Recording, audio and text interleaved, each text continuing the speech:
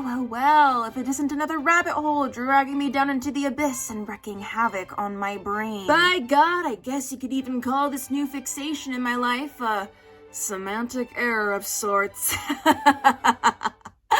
No, for real, this webcomic has destroyed me.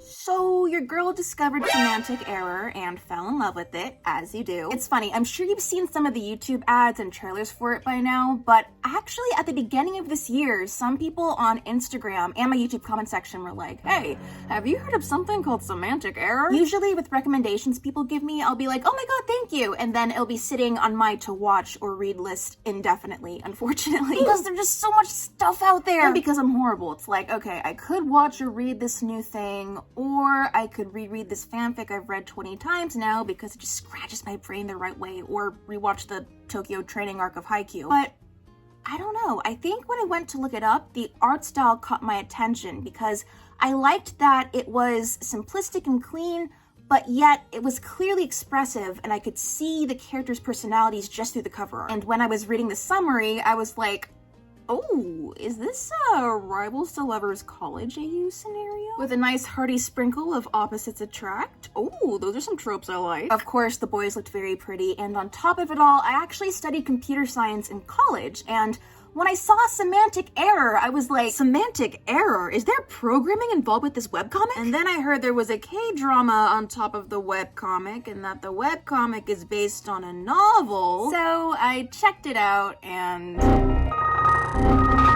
then someone, somewhere in the universe must have seen me scrambling around on my hands and knees just, I need more semantic error content. Cause Mantic Comics, one of the fastest growing platforms out there for high quality webcomics and webtoons across a whole variety of different genres with 10 new debut webcomics per month and over 4 million downloads, reached out to me and were like, yo, we have this cult favorite webcomic called Semantic Error. It's getting a new season soon. Would you be down to talk about it? Hell yeah, I'll do it. I didn't actually say that. I sent a very formally worded business email and was like, yes, very much so. Thank you for this delightful opportunity. If you're interested and decide to check out Semantic Error after watching this video and hearing all the reasons why I personally like it, then there's currently 2 full seasons on the Mantic Comics app. You can get the app for free on the iOS App Store or Google Play Store. Just click on the link in the description or the pinned comment, and I hope you enjoy it.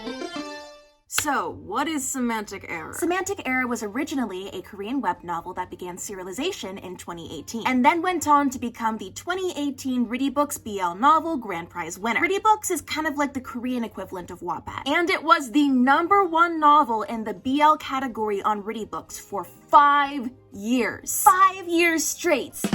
Well, I guess not really straight, but it's been translated into over 30 different languages, and a K-drama series earlier this year was adapted from the webcomic. I only wish there was more. Season 2 when. But let's go ahead and dig into the webcomic.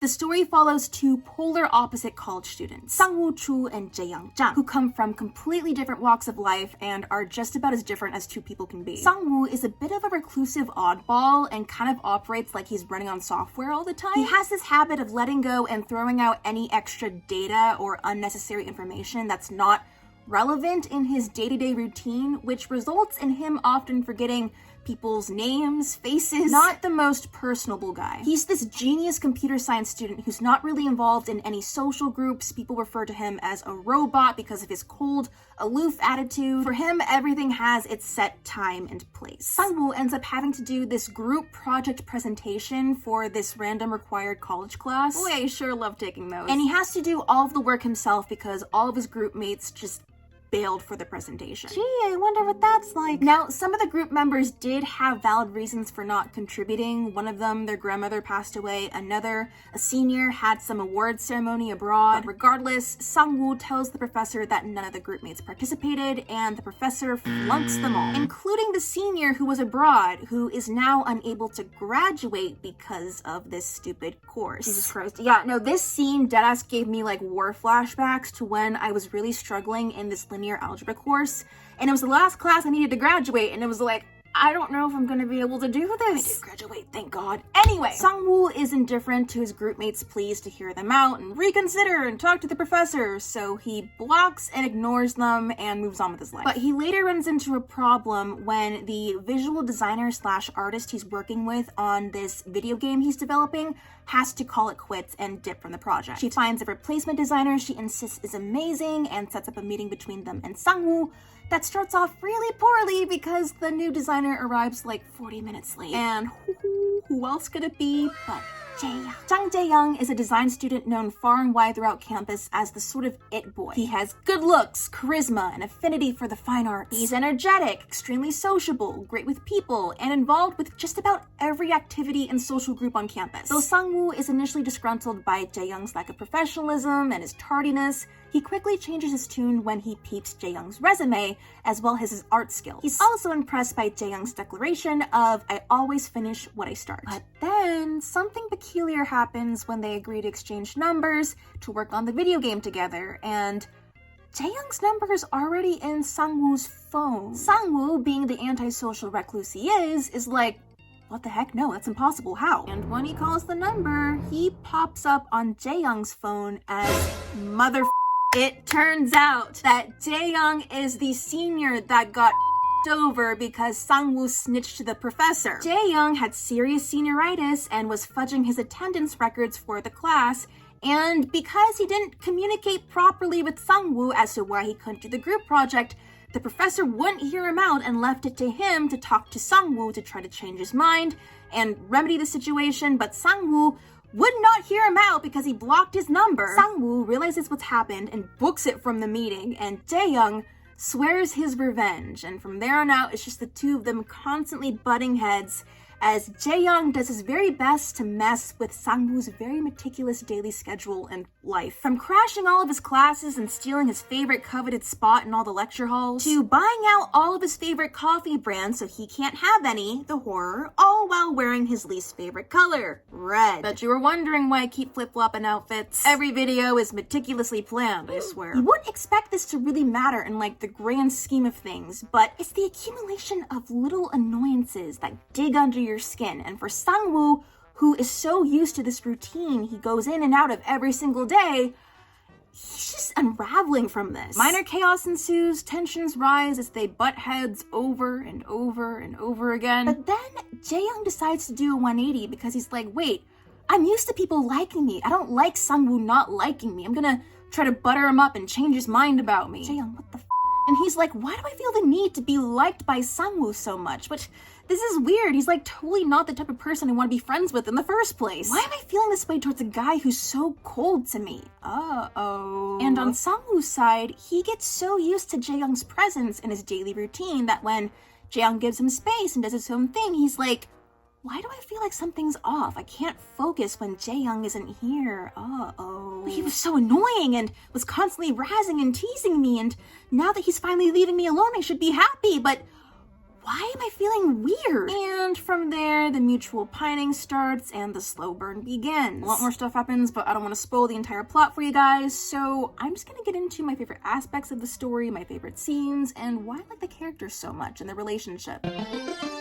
So you have the obvious tropes and dynamics. It's a college setting, opposites attract, strangers to rivals to friends to lovers, co-workers, logical, organized, meticulous person paired with a free spirit who goes with the flow, loner nerd and popular guy, monochrome and colorful, charisma well and charisma sinkhole. Even though the two leads are so different from each other, oddly enough, I can relate to both of them a lot. I can see myself in Sangwoo's panics of his work being disturbed because the smallest detail is off and he can't focus or concentrate because of it. How his memory is really good with some things and really poor with others. He's very introverted, has reclusive tendencies, but I also really admire how dedicated he is to finishing this video game because it's a goal and he set his mind to it. He's really rooted in his beliefs, even if that makes him really stubborn. But I also feel like at the end of the day, I embody a lot of Jaeyoung's free spirit and optimistic tendencies. He just understands and gets people very well. Both Jaeyoung and Sangwoo fill these archetypes of like, oh, social butterfly who's really handsome and really popular, and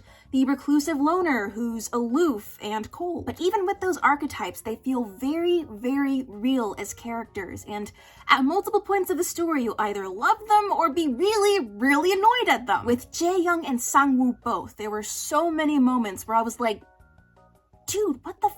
When Sangwoo isn't giving Jaeyoung the time of day and is redirecting all of his attempts at being nice, his flirting advances, I'm like, bruh, I know he's annoying, but he's trying his best, so stop being so stubborn. But I also want to smack Jaeyoung up the head when he's being a little and super obnoxious and annoying. And going into their strengths more, Jaeyoung, while he is very boisterous, is very, very sincere, and he wears his heart, his desires on his sleeve. And Sangwoo, even though he acts like a robot, genuinely wants to be empathetic and understand people better. And he's wondered at multiple points of his life if there's honestly something wrong with him, because he has trouble remembering people and getting them, and he can't be anything but blunt or straightforward.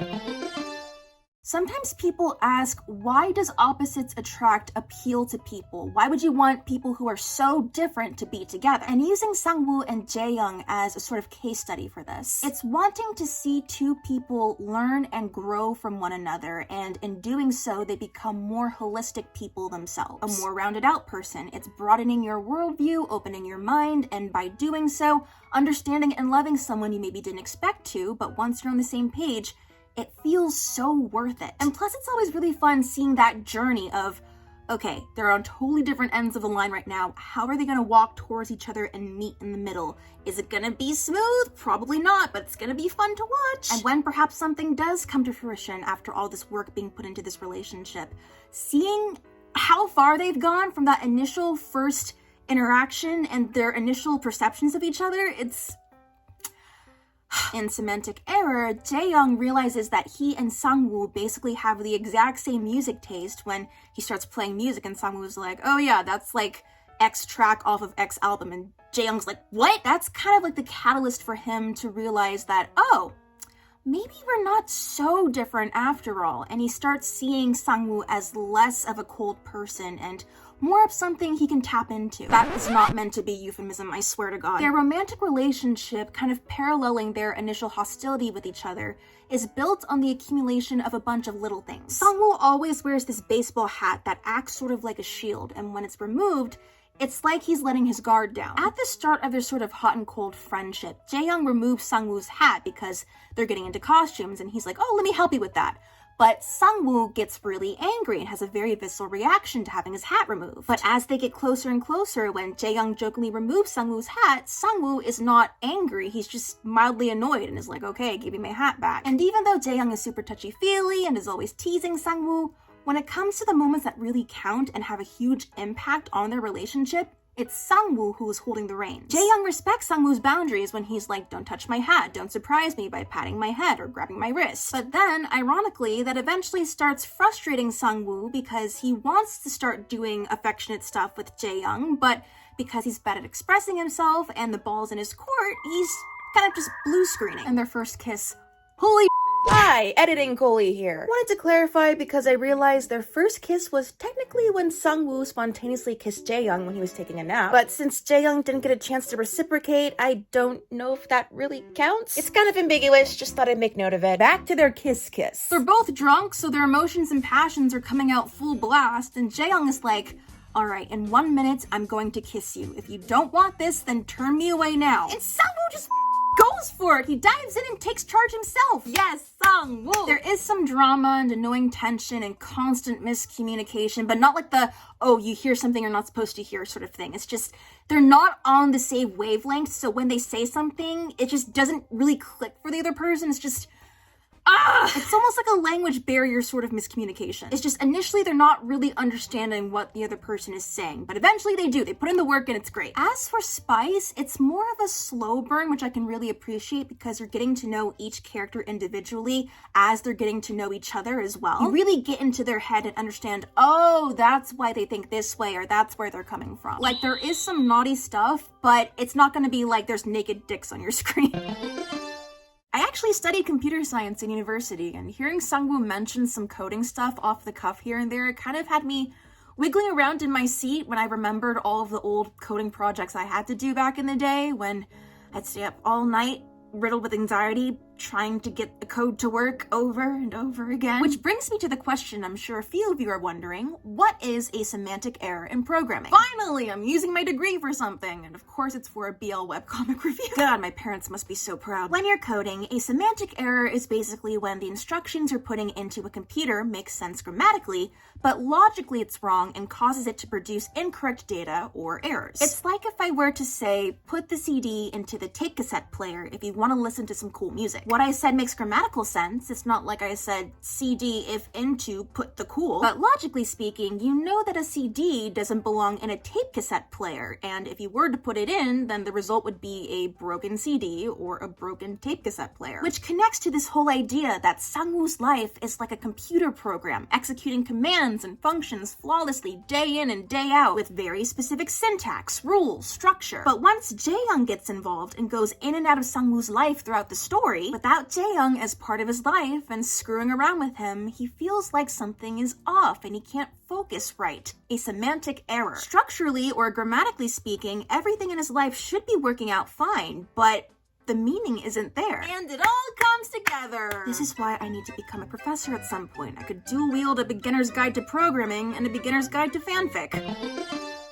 Well, thank you for listening to me have hard eyes for semantic error for God knows how long. Yeah, that was the gist of it. I'll leave you to read the rest. Again, if you want to check out for yourself, then there's links in my description box and pinned comment. If you click on those, it'll take you to Semantic Comics, and there's 2 full seasons as well as a 3rd season coming up soon. Thank you again so much for watching. Let me know your thoughts on semantic error in the comments, and I'll see you in my next video. Bye! 안녕.